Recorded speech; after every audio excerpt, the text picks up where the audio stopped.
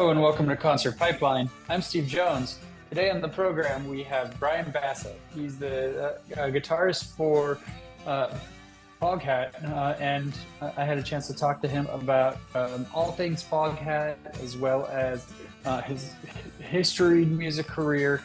He also was most notable for being in the band Wild Cherry, and kind of being a big part of their single "Play That Funky Music." We talk about the impact of that song on his career. We go deep and talk about a lot of artists that he's performed with and experiences. We're gonna have a good conversation, so we'll get into that in just a moment here. Before we do, let me remind you, if you haven't checked out some recent episodes of Concert Pipeline, you definitely should do that. We just had Michael C. Hall on and his band Princess Goes, so that was a lot of fun. And also comedian Joe Gatto from Impractical Jokers. That was a lot of fun also. I mean, I'm a fan of his, and Impractical Jokers is just one of those comfort food shows for me, so really enjoyed getting to spend some time talking to him. We have some great stuff coming up in the coming weeks as well. We'll tell you about that on the other side at the end of the program, but let me catch you up on what's going on in my world a little bit. I'm getting ready for duck hunting season. I'm super excited about it, as I am every year. And I'm really excited this year to have some new experiences, try new things, step outside of my comfort zone in a lot of different ways in terms of this hobby that I've built over the past like half a decade or so.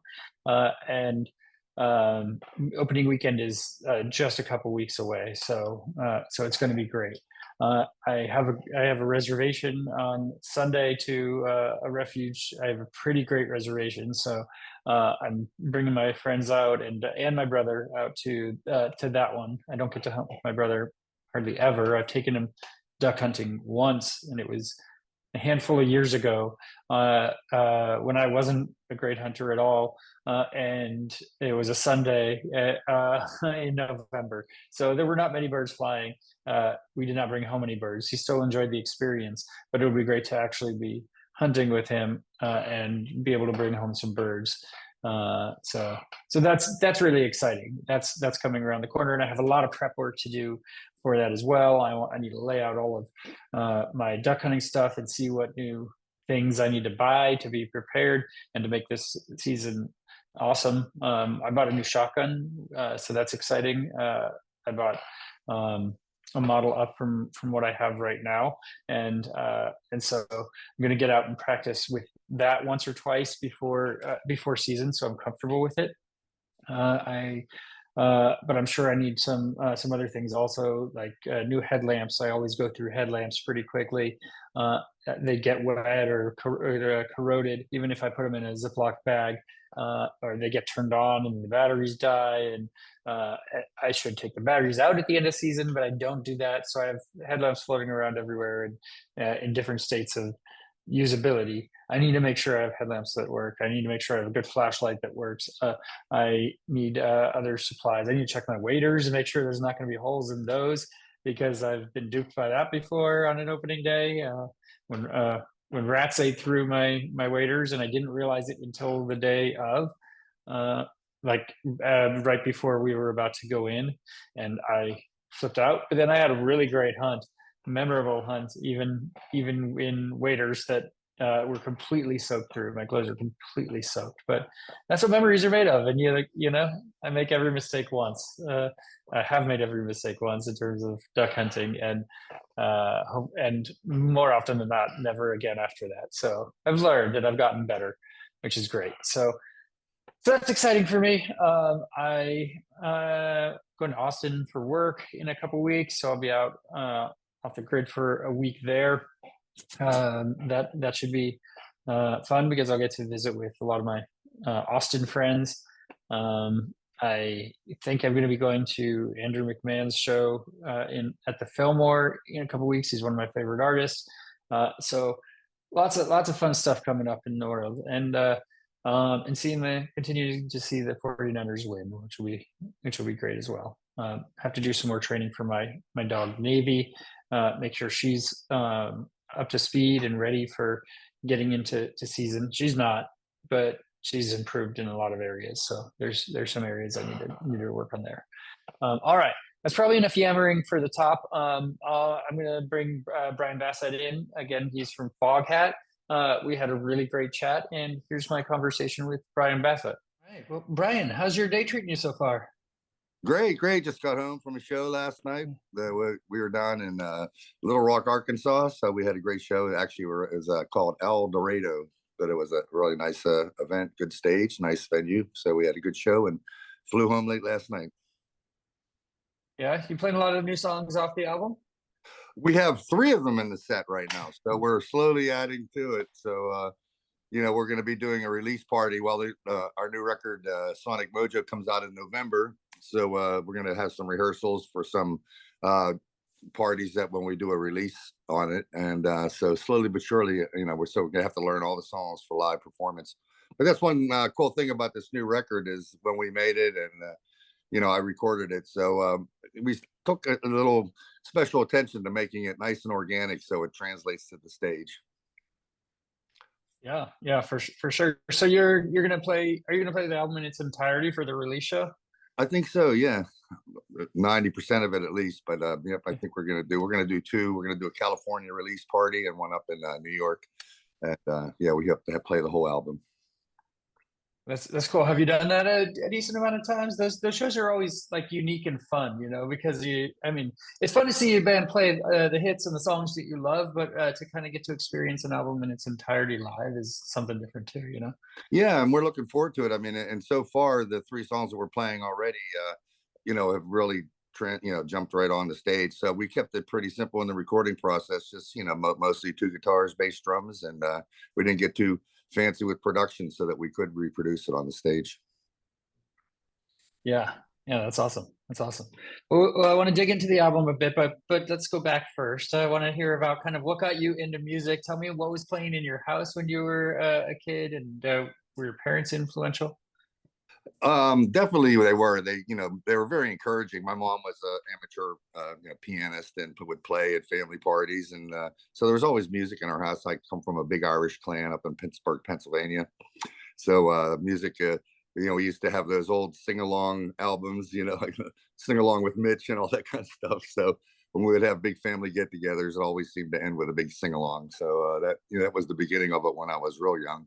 And of course, the Ed Sullivan Show, with the Beatles and the Kinks and the Stones, and when that started coming out, I think everyone in my neighborhood got a guitar or a drum set or something for Christmas. So I ended up getting my first guitar, right around that time, and of course, that was such an exciting time for music in America. So that sort of really got me interested in it.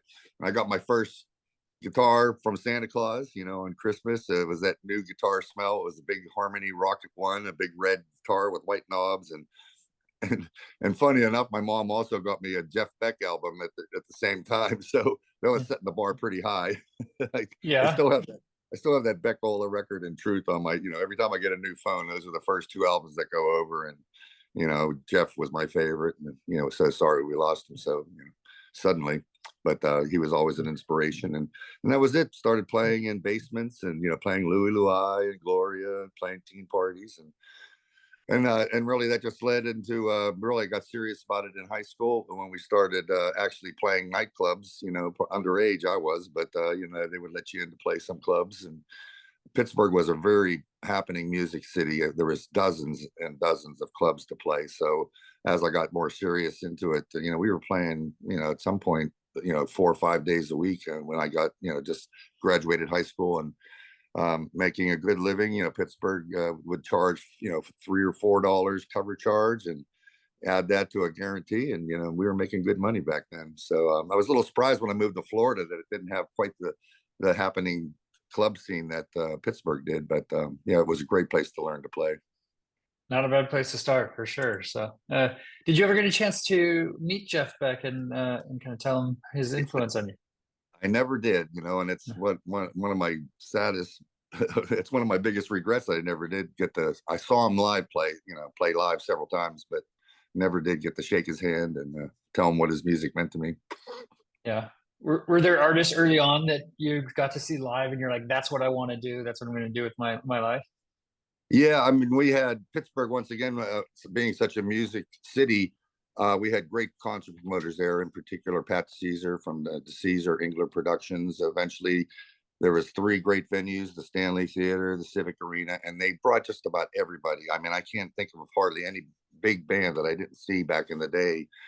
I saw David Bowie's Ziggy Stardust tour, Emerson Lake and Palmer on their first tour, and Santana. I saw Mad Dogs and Englishmen, and then all the way up to like Chick Corea and Return to Forever, and there was at least one or two concerts every week, and that was our mission, to go see everybody. So that was a real inspiration, really, to see all those live acts and those people, at the peak of their powers.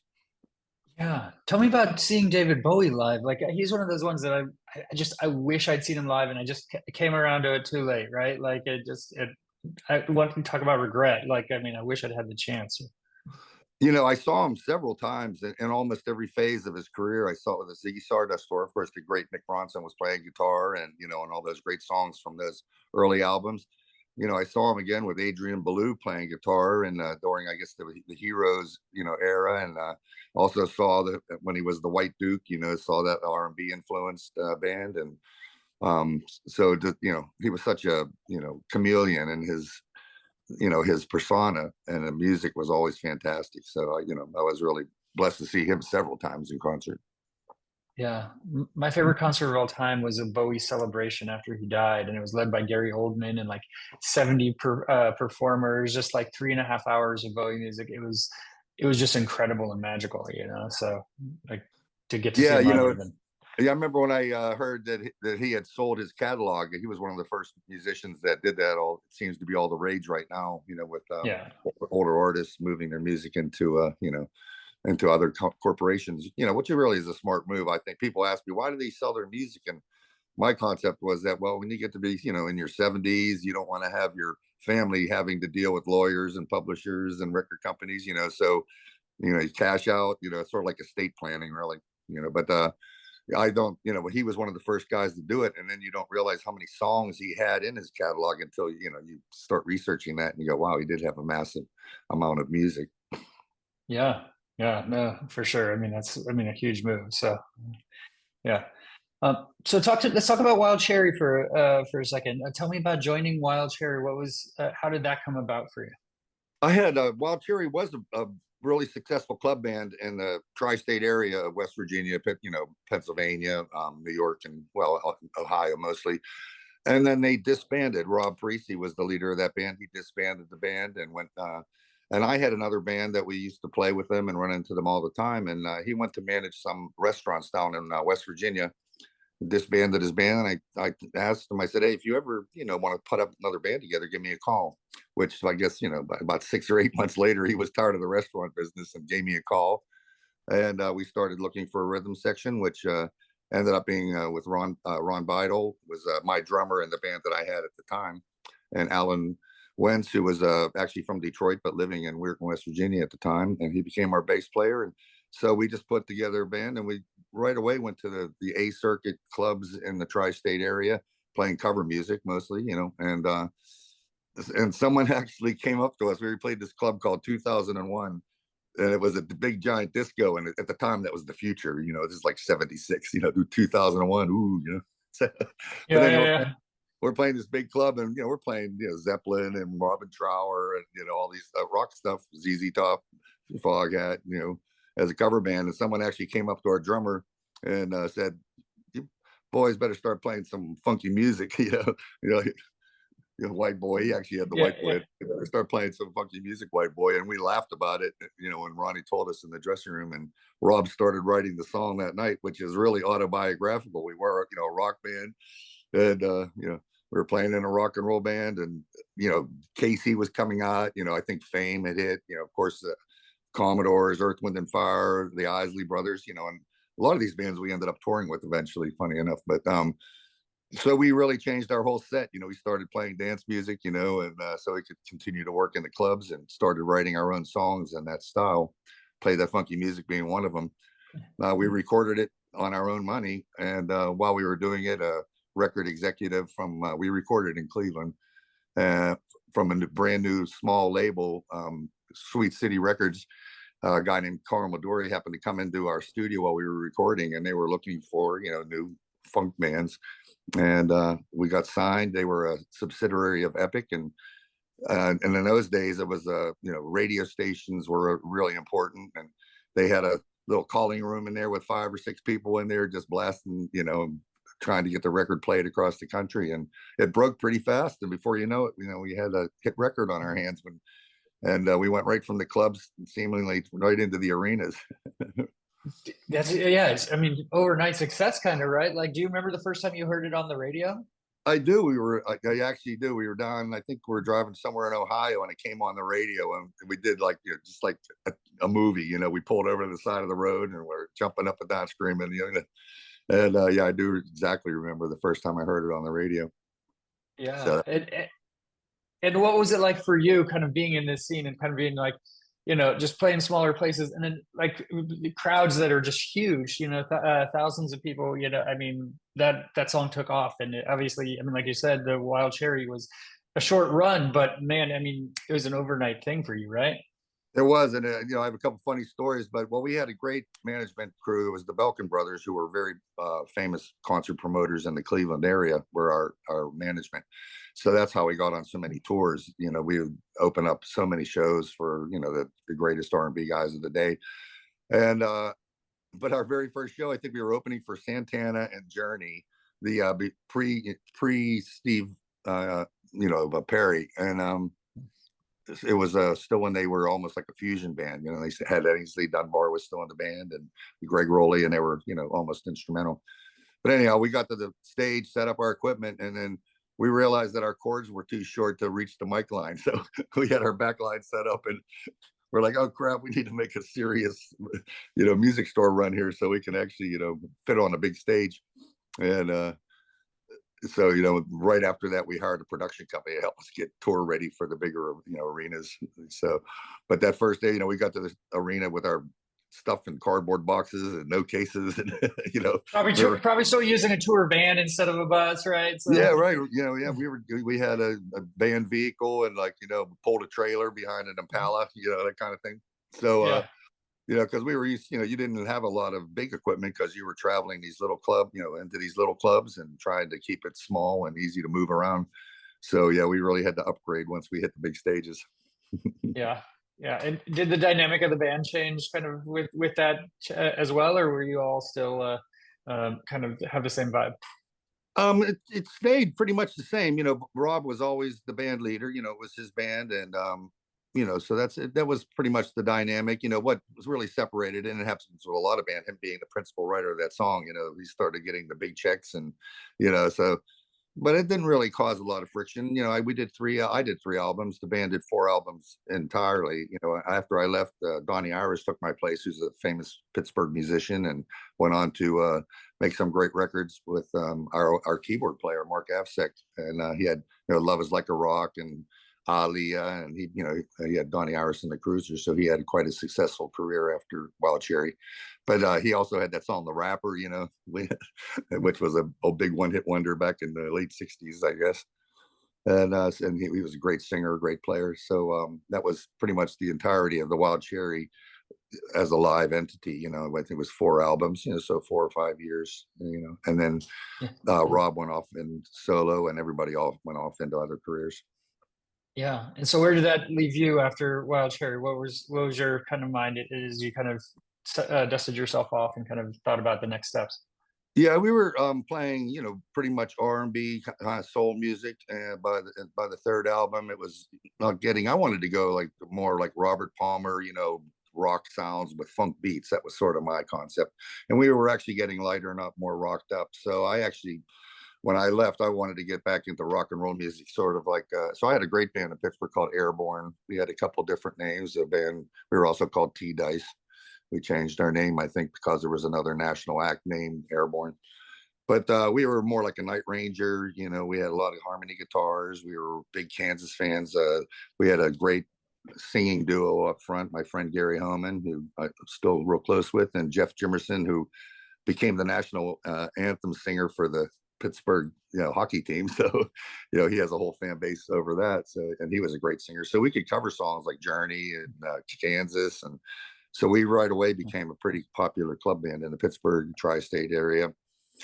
And so I did that for several years. And then I eventually moved to Florida and got involved with a friend I met, a guy named Bob Greenlee, who owned King Snake Records and had a studio. So I spent I did spend 15 years there, but I got involved in independent blues recording, and we were like a roots label. So I always had an interest in recording. So I became an engineer, studio guitarist for several years when I relocated to Florida. And that led me to, I met Lonesome Dave Peverett during that time. So that's how I ended up in the Foghat family. That was probably like mid 80s. I think I moved to Florida in 85.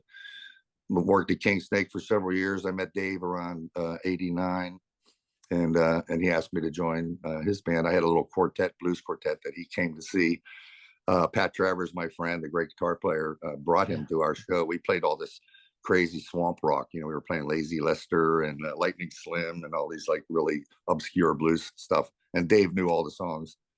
And so he sat in with us that night. We hit it off and became best friends, really. And when he wanted to start touring again, I joined his band. We were called Lonesome Dave's Foghat. Roger still was touring up north, and so I did that for 4 years with Dave, and that was the beginning of it.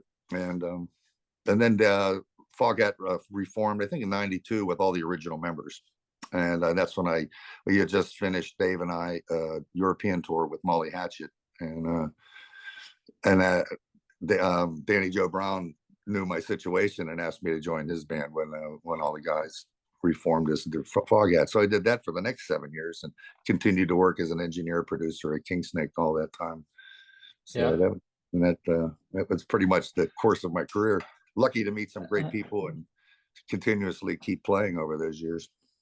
Yeah. How are the two eras of Foghat for you different? Like, tell me the difference in kind of style or kind of approach when you're in Foghat originally, and then kind of the reformation.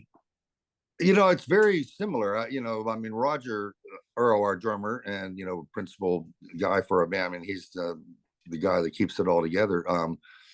His style of drumming is really interesting because he's a great rock drummer, but also plays with like a blues shuffle feel in there too, which not a lot of drummers can do. And that's sort of the basis of the Foghat sound, is his drumming style. Of course, playing with Lonesome Dave, that was an honor of my life. He was a fabulous musician and a great person, and the principal songwriter for all the great songs that we played. And but the style and the sound of the band really hasn't changed that much. We had our singer Charlie Hune was with us for 20 years after they passed away, and then Scott Holt's been with us now a couple of years, and he's our new singer who worked with Buddy Guy for 10 years as his second guitarist. So he's very steeped in the blues. And Foghat always was a blues rock band, as part of the British invasion thing. When Savoy Brown was a big part. That's during the era with John Mayall was really great, and Savoy Brown was a big blues rocker. And the early Fleetwood Mac with Peter Green, a big influence on me, and all those early blues British guitar players were a big influence on my style. And also, and that's the kind of sound we still have, really. I would call it like amped up blues. Yeah. And over your career, you've gotten to play with and kind of support a number of different legendary artists as well. And I want to kind of ask you about a couple of those experiences, if that's okay. Sure. Stevie Wonder. I met Stevie Wonder. Actually, this is my brush with greatness story. So Michael Jackson actually introduced me to Stevie Wonder. So wow. Okay. We did several. Michael was on my list too. So yeah, we did several of the last Jackson 5 tour. We opened up the show for Jackson 5 right before Michael went solo. So it was like early mid 70s. And one of the shows, I guess him and Stevie were very good friends. And Michael's like, have you, Bryan, you want to meet Stevie Wonder? I go, well, yeah, of course. I think we had his Stevie Wonder's record on our turntable for months at a time at our band house. And so I think I stuttered a lot. Hi, Mr. Wonder. Pleasure to meet you. So I didn't have a real deep conversation, but it was great to meet him. But Michael Jackson was amazing back, for his whole career, of course. But even then, he was a revelation. He was still, I guess, a teenager, and one of the greatest stage performers I ever saw, singing and dancing. And there was not a lot of gimmickry back then. It was just, a nice light show and a good band and him out front doing his thing. So that was pretty exciting. And, but we played with so many great bands, like Average White Band. We did several tours with them. I love those guys. I mean, if you ever I saw look them at last weekend, actually. So yeah, they're still around, yeah, there's still, I think Alan's still out there with, touring. Hamish, went off to play with Paul McCartney, and we did several tours with them, and they were lovely guys. And I mean, any YouTube videos you find of Average White Band from the '70s performances, they're just fantastic. And I would play my set, change my clothes, and run out to the front house and watch every show. Yeah, that's really cool. What about ABBA? We met ABBA. We did TV shows with them. We had some funny story. Well, we did the Dinah Shore show, which that's, you have to be a certain age to remember that, but it was a lip sync thing. I think I plugged my guitar into the potted plant behind me, and it was it was a revolving stage, and so you set up on there, and they spin the stage around, and wasn't exactly our demographic. There's a bunch of older ladies out there, they're Dinah Shore fans, and we lip sync, played that funky music. But ABBA was also on the show, and we were backstage and just gabbing away, and the director kept running back, telling us we're too loud. We're interrupting the Dinah's interview on stage because we're back there laughing and hooting. And then we did the midnight special with them as well. So that we were doing the same television circuit back then, doing advertisement performances for the records. They were lovely people too, and so that was cool to meet them. That's really cool. I got two more. Sure. How about Sabbath? You get some time with Ozzy? Nope, never met Ozzy. And we played at the same venue. Funny, this is just a couple years ago, really, up in the Mohegan Sun. Has a big arena, and then they also have a smaller venue that we were playing, and they were in the big arena, and we tried to get in to say hi, but they couldn't do it. No. I guess that was a big request from just about everywhere they went. But no, never got a chance to meet Ozzy. Yeah, I have a picture of me and holding my daughter who was like one. Ozzy did a book signing in the Sacramento or something, and so I was standing right next to him, really, but I didn't get to talk to him or anything. But got to sign books, so Yeah. seen him perform a couple of times though. He puts on a good show, and it's sad kind of what he's going through now, because he wanted to do this big festival down with Metallica and everything, but and a bunch of other, AC/DC, this once in a lifetime sort of festival, and he's just not well enough to do it. Well, yeah, that's sad, but he's had a very long career, and I got to see them way back in the day, Blizzard of Oz era. So I did see him, with the Randy Rhoads, fabulous guitarist, Yeah. So I saw many of his shows over the years, particularly back in the day, 70s, 80s. Yeah. And George Clinton, that seems like a pretty good pairing with who did you perform with George Clinton with? We did New Year's Eve in Atlanta, Georgia, at the Peachtree. I think it was the Peachtree Arena or something like that, and it was the full-on Clinton, George Clinton experience. It was like Bootsy Collins was there, and they had the spaceship, and they had the apple hat with the googly eyes, and lasers, and I think there was the girl band would come out and do 30 minutes, and then Bootsy would come out and do a bunch of songs. And then George would come out, and by the end of it, there was 15, 20 people on stage, and and doing their crazy stuff. But one of the most instrumental, the guys in funk era, he was the guys that sort of started funk, really, that kind of popularity. And along with, we played a lot of shows with Graham Central Station, which was Larry Graham from Sly and the Family Stones band, and he had his own band, Graham Central Station. We did a lot of shows with them. And he was famous for inventing this, thumb slap bass sound, made that popular. And they had a great band. Chaka Khan and Rufus, we played shows with them, and they were a great, at the time, almost jazz fusion band. She had a fabulous band behind her. And Brothers Johnson, we played with them, another famous bass player, Yeah. Tons of, you've done it all, right? So, I think Slow Ride was on Guitar Hero 3. Did you ever play Guitar Hero 3? Slow Ride. I did. Yeah, we had it, and my daughter kills me on it. At the time she was a preteen, Mm. I said, how about I just play regular guitar and you do the plastic, because Right, right. yeah, she would kill me on that game. But yeah, that brought a lot of younger kids to our shows, especially when we do summer outdoor festivals. Younger kids started knowing who we were. Yeah.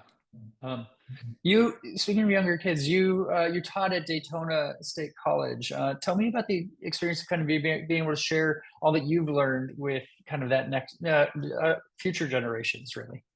Yeah, there was a great experience. I had my music career not gone, successful, I would have been, an English or literature teacher. That was, I had a great one mentor when I was in high school, and got me into that kind of thing.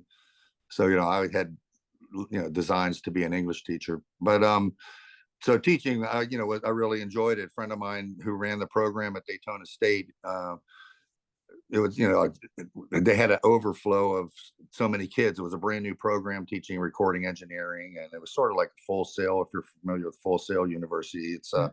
it was right when video game design and music, background for movies and games, was a big thing, and they combined that with um, all kinds of, business law and music law and publishing. And, it was a really full entertainment kind of a program. They had a lot of kids sign up for it, and it needed some extra instructors, which my friend asked me to teach some ensemble courses, which were basically, School of Rock kind of thing, where I taught the kids, we formed them into bands, and I had 3 bands, and we'd pick a style of music, and, I teach them, how to do a proper rehearsal, some shortcuts to that. And we also talked a lot about how important music was in my generation. I used to always tell them, in my day when I was, a teenager, all we had was a bicycle, board games, and a good stereo. So when a new record came out, it was a really big listening experience, mostly a group experience. You get together with your friends and listen to the new Zeppelin record or whatever, and with multimedia and the internet and everything, it's a little more distracting, and music has sort of lost its focus as far as a, get together event. It's more video games now than it, that sort of supplanted what music was for us. And we just talked about that. And one of the good things about having some success with Wild Cherry and being able to teach is, I just wanted to let these kids know that success is not as far away as you think. You don't, if you're in Daytona Beach, you can go to Nashville, you can't go to New York, you can't do Los Angeles, but music business is very entrepreneurial now. You can make you can have a success. It's not out of your reach. So, do your best and strive for excellence in what you do, and find your passion, and go for it. And you'd be surprised, how something will come your way. Future is what you make of it, right? So, Exactly. Yeah. And then, and it's, just because you live in a small town doesn't mean that, you're removed from, especially now with the internet, and, how you can make a record one day and have it on the internet the next. You can be famous, if you have good product and, a really good business. I think you can be a very successful person pretty much from anywhere in the world now. oh, for sure, for sure. Tell me about how Foghat Cellars Wines came about. Like, tell me about that.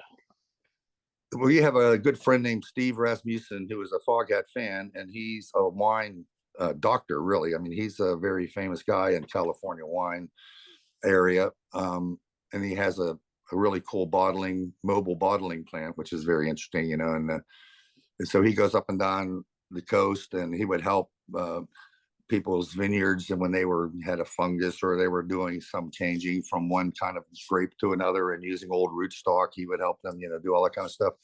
So he was quite, the well-known person there. But he also had connections with a lot of very high quality but small vineyards up and down the coast, which he would drive his tractor trailer system up and down the coast and help these people bottle their products. They wouldn't be as as big as the giant corporations, but they would do thousands of cases instead of tens of thousands of cases. And but at the end of every harvest, they would end up with an excess of wine. And so he approached us as saying, hey, do you guys want to do a custom label wine? And Roger and Linda, Roger, our drummer, Linda, his wife, and our manager, we're all love good wine. So they went out to California, talked to Steve, and before you know it, we started having a wine line. So we would put out a Pinot Noir and a Cabernet and a Chardonnay. So we would do like 2 reds and a white, and then, we did that every year for about, I don't know, 10 years or more now. Yeah, yeah, no, that's really cool. I like it. So let's talk about the new album, right? So album's coming out November 10th, and Sonic Mojo. You co-produced the album. Tell me kind of about your approach as you went into this album. Well, I come from a background of recording where it was all 2-inch tape, analog. I did several, probably well over 100 records with King Snake Records over the course of 15 years, and they were mostly blues records. So the point of doing blues records was not to do, overproduce it. It's more to capture the performance of the blues artist you're recording. So you don't, you want production to be sort of transparent, and you're not making, you're almost making historical recordings. You want an old blues guy that sound like him. You want to be there. So that's my approach to recording Foghat, and pretty much any classic rock bands. We rehearse the songs and try to capture as much of it live. And that was, I've done several albums, as the engineer producer for Foghat, and that was always our approach. This one was a little different because Roger had to have shoulder surgery, so we took an approach on this record to do most of the drum tracks first, along with some rhythm guitar, and lay the foundations of the song. And then I would engineer, and then I would add my parts, and Rodney would come in and add some bass. So that's how this album was sort of built that way, which is sort of a modern way of doing records. That allows a lot of overdubbing. But that being said, I tried to keep it like a organic recording. Not too many. I don't want to put 30 guitars on there, and there's only 2 of us on stage to perform the songs. So we tried to keep it, high quality but minimalistic. And Yeah, so that was my approach to recording, producing the record. sure. And Ken Simmons, he co-wrote 3 of the songs on the album. These were probably some of his last, if not his last, songs that he did. Right? Tell me about Yeah, kind of working with him on that. absolutely. And they were really great. Of course, Roger and Kim go all the way back to Savoy Brown. That's where Foghat grew out of when Dave, Tony, and Rod left Savoy Brown and became Foghat. But Kim, kept Savoy Brown. He, had the Savoy Brown band all the way up till he just passed. That was his lifelong band. But him and Roger remained good friends, and he played on our last album, Under the Influence. We had him come to some of the recording sessions and play some guitar on it. And when we were preparing for this new record, we said, we want to send us, a song or two. We wanted him to play on the record again, but of course his health was failing and he couldn't actually perform.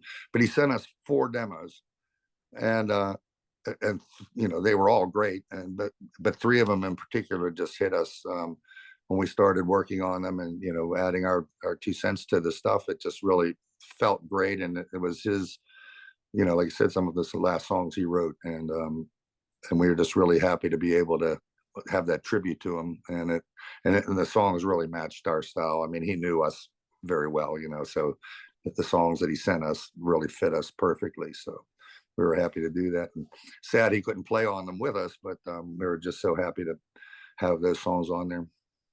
Yeah, yeah, for sure. And speaking of tribute, I mean, you have a couple songs that you kind of are attributing. I mean, you did BB King's "She's Dynamite." So tell me how that got included in here. that those we had 2 songs under that one, and How Many More Years were songs that we did. Actually, they're probably the first ones recorded a couple of years ago, and and we always Foghat. I think our record has 6 originals and 6 covers. Okay. And so, and that's sort of a Foghat thing. Foghat all through the years has done blues covers and done them in the Foghat style. So that's how this came by. Those songs, we play sound checks, at every concert, and instead of playing our songs from the set, we jam songs. And Scott, being the bluesman he is, he knows hundreds of blues songs, and so those songs popped up, and we were recording. I think we were working with a female vocalist, Scott and I, and Roger, and I think I actually play bass on that song, those 2 songs. But so we were just doing some session recording and laid those down. And when we were putting the record together, I was searching through some old takes, and I said, what are these? I opened up the folder and listened to it. I said, oh, these are pretty darn good, So, and I had, Scott singing on it. I think it was from, a year or so ago or more. And they fit the record. So, the record's sort of interesting because we have sort of two country leaning songs, and then we got two deep blues songs like those two we're just talking about, and then we have couple just straight up rockers, and then we have two sort of swampy, ones that were influenced by Kim. So it's a very interesting collection of songs. We do a Rodney Crowell song which we love, and that was a big. Roger is a big fan of Rodney's, and we loved that song. We started playing it. He was a great songwriter, of course. I think we have a Chuck Berry song on there. So yeah, Promised Land. Yep. Promised Land, right? Which when you listen to it, it doesn't hit you as quite as a Chuck Berry song until you hear it, think in your head with him singing it. You go, oh, okay, I get it now. Yeah. But because it sort of has a little bit of a country flavor, but Chuck was very almost had a little bit of country rock in him. Yeah, and also on the countryside, like you said, you have "Wish I'd Been There," which is an ode to Hank Williams. So tell me about the idea of kind of shifting toward that country dynamic a little bit. Like, yeah, it just came down to the songs, I guess, and Scott has a little bit of that in him, just from where he grew up and where he lives. He lives in the Nashville area. I think he's in Columbus, and so there was a natural thing. Well, Colin Roger's brother wrote that song, and he was a big Hank Williams fan, as we all are, really, and sent it to us. And he wanted us to do it, in the way we did, in a sort of a country version. I mean, it's just the song structure is like that, and Colin, he was in the band Mungo Jerry, in the summertime. So he was a piano yeah, player. Yeah. So that's Roger's brother, and he was over in England and sent us the song. So we started messing with it, and we at one point we had it real country, so we'll be back to that a little bit. But it is an ode to actually the song's about him wishing that he had been able to see Hank live in concert, and what that would have been like. So it's sort of a song about a missed opportunity to see one of the greats perform. yeah, for sure. The album's great. I mean, I really dig it, and I'm sure you're excited for it to come out here in a couple of months, right? Thanks. Yeah, we're so excited. November 10th, I believe, is when it's going to officially drop. We have 3 singles out there now, I think, or 2 now released, and 1 more coming up, and then the full album in November. Yeah, and so as we wind out here, do you have a memory of like a favorite concert that you performed at, like one that kind of really sticks with you, and you're like, that was just incredible, we were on point, or this thing happened that was really great? Well, let me see. My favorite concert that I saw of somebody else, I saw Pink Floyd at least 3 or 4 times, but I saw Wow. Dark Side of the Moon tour in Pittsburgh Civic Arena, and at the time, the Civic Arena was shaped like a bowl, and the roof retracted on it. So during the song "Breathe," they opened up the roof, and the skyline was back there. So and it was. At the time, Pink Floyd was, had the quadraphonic sound, which was, unbelievable at the time. They always had impeccable sound in every show I ever saw. But yeah, that's quite a memorable thing. And another memorable concert for me personally was when I turned down. I was a football player in high school, and I turned down a scholarship, college scholarship, to go with my band and live in Lima, Ohio, and lived in a condemned office building, with my buddies, and to play music. And so when after that band sort of disbanded, and I joined, me and Ronnie joined Wild Cherry, we played the Civic Arena in Pittsburgh, the big place, and my parents were in attendance. So but they're both passed now. But for them to see me on the big stage, after the dubious move of turning down a college scholarship, it was nice to have them see me have some kind of success, and but I wasn't a complete fool. It's great to make your parents proud, right? And Yeah. and kind of leave your mark at the same time. And one quote that I like that I read of yours was, "I've played a million notes in my life, but those are 7 notes that people will remember." Right? So Yeah, that's true. There's that opening lick from "Play That Funky Music." I mean, I have a lot of a lot of guitar players come up and say, "Man, that song, really, that's a great riff." And I go, "Give me a quarter. Then how many times have you played it?" But Too many, right? I always say that song made the wedding circuit. It's one of those fun party songs where, it's at family parties, and I just loved going to a wedding or something, and that song comes on, and you see grandma dancing with her granddaughter, and just I always say that song was a big success because guys that hated the dance, in the disco era, and when it was in the '70s, they go, all right, I'll try this one, get out there on the dance floor. So, that song had a lot going for it. It was, funny, it was danceable, and family friendly. So it's still hanging around. It's one of those It cool it's songs. still hanging around. I was playing your music as I was kind of preparing. I was driving with my kids, and I played it, and my daughter, my 13-year-old daughter, she's like, "You're interviewing that band?" And and so I was like, "You know the song?" And she was like, "Yeah, I know that song." And then I played Slow Ride, and nothing, but Yeah. not gonna win them all, but I mean, but those 7 notes will stick around, right? So Yeah, they will. Yeah, that for sure. And it's, and it would, you never think of it when you're doing it. At the time, we were trying to copy the Commodores, really. In fact, one of the songs that we thought were going to break us was "I Feel Sanctified," which was a Commodore song that we recorded and thought that would be our breakout song. And but it was one of those turn the single over and play the funky music. Became the flip side hit. But but the formula was, a single note funk line, and strumming, funk chords. That was the formula for that kind of music, and that's what we came up with, pretty much an emulation of the Commodores. yeah, yeah, it's awesome, and I dig it. So, Thanks. Brian, yeah, Brian, I want to thank you for taking the time today and digging into all the stuff. And you have so many great stories, and thank you for sharing them today. Oh, my And I pleasure, Dave. and I wish you luck with the release of the album and the album release shows, all the touring you have going up. So much still going on, right? Right. Yeah, we still have a big summer, ahead of us, the live performing, and now that we're playing some of these songs live, I think people will pick it up. I hope they get to hear it. We put a lot of work into it and a lot of feeling as well. Oh yeah, yeah, for sure. So, all right. Well, Brian, have a great rest of your day, and we'll be hearing, hopefully, seeing you out here on the West Coast soon. Okay. Okay. Thanks a lot. Thanks, Brian. That was the interview with Bryan Bassett here on Concert Pipeline, and that takes us to the final segment on the program, the music news.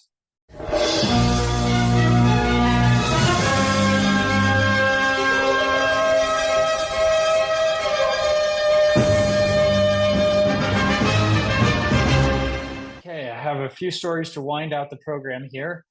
First up is going to be about AC/DC. They've launched a limited edition whiskey, and it's with Ballantine Scotch whiskey. Last month, Ballantine's launched the True Music Icons collection, which the drinks maker describes as a tribute to the world's finest music artists, including AC/DC. A statement said, with AC/DC's unwavering commitment to staying true to their roots, aligning with Ballantine's ethos of celebrating self-expression, it was a natural fit for Scotch whiskey to pay tribute to this iconic band in its 50th anniversary year. The whiskey bottles showcase the band's Thunderbolt logo in neon red and are available to buy in limited quantities now. So if you want a true AC/DC collector's item that you're not going to be able to get for very long, you can get some of that AC/DC whiskey.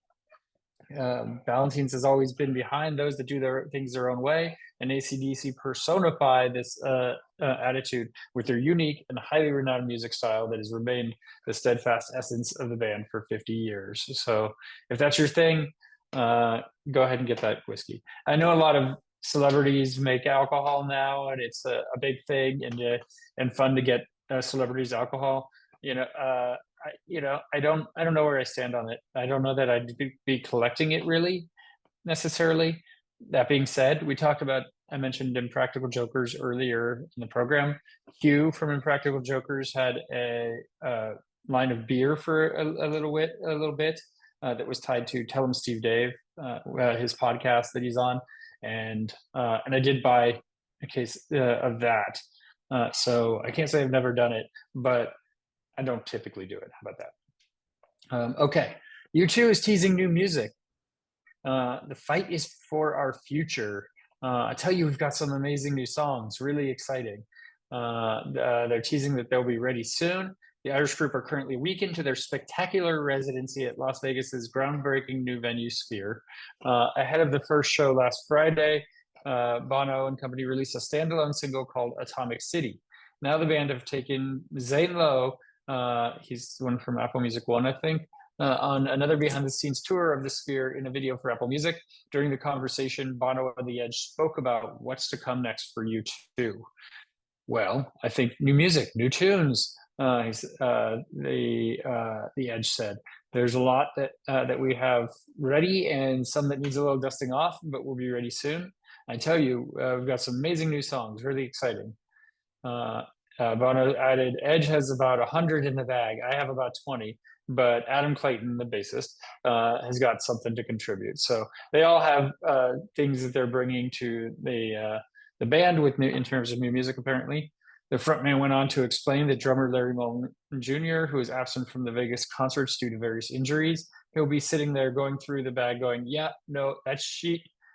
Shite, that's how you say it in Ireland. That's shite. That's shite. That's shite. Is there anything here that isn't shite?" Bono said U2 will eventually manage to find 10 tracks that are up to scratch, telling Lowe that that's all you need for an album, 10, and that's your reason to exist. The singer continued, "If not, U2 should just fuck off, go live on an island, or go away and be a nuisance somewhere else in the world. But if we want to continue as a band, it's only about one thing. It's about the text. It's about the tunes. It's about the performance. It's about whether you believe us or not. And we have an extraordinary musical genius in our band. We will try. I will try to put into words the music Edge is making. I will make it with him. But it's Las Vegas or bust, baby." So, they're investing in their Las Vegas shows right now. They're going to put out some new music, and they should probably bring some of that new music to the Las Vegas shows. But the visuals in Las Vegas seem pretty cool. I mean, that is a venue unlike any other, and to see a band there, U2 nonetheless, would be pretty incredible. I haven't seen U2 since 2001 when they did their Elevation tour, and that was a pretty amazing experience, especially seeing No Doubt open for them. What a great show. What an incredible show. I have so much fond memories over that performance. It was really cool. But I never saw them again. So left that in the early 2000s. Okay. Ed Sheeran has confirmed that he has his own grave in his back garden. People think it's really weird. I've had friends die without wills and no one knows what to do. In an interview with GQ, he was asked about rumors that a crypt has been built on his £4 million estate. The 16-acre estate, which has been dubbed Sheeranville, aptly named, is located near Framlingham, Suffolk. Over the years, the singer-songwriter has renovated the estate to include its own pub conversion, a luxury treehouse, and a heart-shaped pond. In response, Sheeran clarified, "I wouldn't say it's a crypt." The interview revealed that a chapel had been built, which Sharon uses to host friends' weddings and mourn the loss of people in his life. He's previously shared his struggles dealing with the deaths of close friends, DJ Jamal Edwards and Australian cricketer Shane Warne. So he felt that the chapel was so beautiful that he wanted to be buried there. It's a hole that's dug in the ground with a bit of stone over it. So whenever the day comes and I pass away, I get to go in there, he explained. He's young. He's young to be having these thoughts, and I think that's where people's kind of concern is that he's not ready, and they don't want to think about him dying. He's got so much left to live for, so much to continue on with. But you know what? Life is short, and he's got all the money. Right? Money is not an issue for him, so why not be thinking ahead and making sure he's prepared to go where he wants to go. So good on Ed Sheeran for that, I'd say. Okay. What else? We got a couple more stories, but I want to slow things down a little bit, kind of wind it out here. Let's do one or two more. Blink-182 channeled the Ramones in a new video for Dance With Me. It's the fourth single the band have released from their forthcoming LP, One More Time. This album has 17 tracks, by the way, so it's going to either they're going to be short or it'll be a doozy of an album. They've paid homage to the legendary New York rock band, the Ramones, in the video for their latest single, Dance With Me. I watched this video. It's pretty great. You gotta love it. They commit. but they do it in a Blink-182 way, right? You're not like thinking like these are the Ramones, but they wear the wigs well, and they have oh, what's her name? Elsa from Frozen. Kristen Bell. They have Kristen Bell interviewing them in the video with her own wig on. You can hardly tell it's her, but they brought it out in this video. They're really reaching their stride as Blink-182. So hats off to them. The song's accompanying video is billed as a love letter to the famous New York punks, one of Blink's favorite bands, and sees Mark Hoppus, Tom DeLonge, and Travis Barker dressed up in Ramones cosplay. They replicate some of the band's iconic moments, such as playing the CBGB, and the forthcoming album was produced by Barker, and the LP will mark the first time the classic Blink lineup comprising Hoppus, DeLonge, and Barker have released a new full-length project together since 2011's Neighborhoods. So more to come from Blink, hopefully more singles along the way. All right, let's close it out as we like to do with a Foo Fighters story, shall we? They played Austin City Limits last night, and they brought out, as they tend to do, an unexpected guest during their headline performance at the festival. Shania Twain joined the Dave Grohl-led group on the penultimate song of the set, Best of You. Twain gave Grohl a playful hug as he began singing in a pairing which followed her own performance at ACL yesterday. I heard she had to take a golf cart over. She went straight from her performance over to hop on stage with Dave and crew at their set. So yeah, and another notable performance we talked about when Michael Bublé joined them in August at San Francisco's Outside Lands. They brought out Billy Idol and Alanis Morissette and Haley Williams during the 2023 tour. When I saw them in Lake Tahoe on this tour, I don't think they brought out anybody special. But I was a little under the weather, let's say. I was a little not of myself.